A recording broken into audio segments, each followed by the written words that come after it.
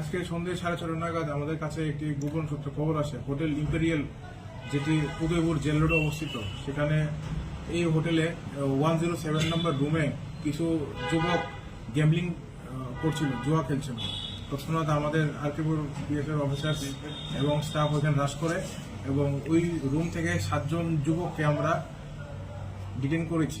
তো তখন আমরা গিয়ে দেখেছি ওরা গ্যাম্বলিং করছিল, জুয়া খেলছিল উইথ কার্ডস, 3 তাস যেটাকে বলে, এবং তাদের কাছে টোটাল 1,24,450 টাকা সিজ করা হয়েছে।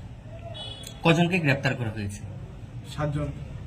যে অভিযুক্ত 7 জনকে গ্রেপ্তার করা হয়েছে তারা কি লোকাল উদয়পুরের নাকি অন্য জায়গায়?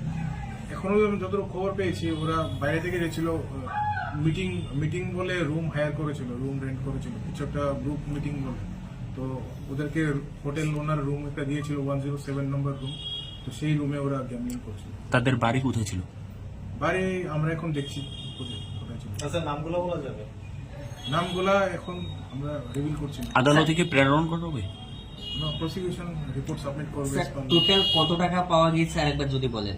টোটাল 1,24,450, 1,24,750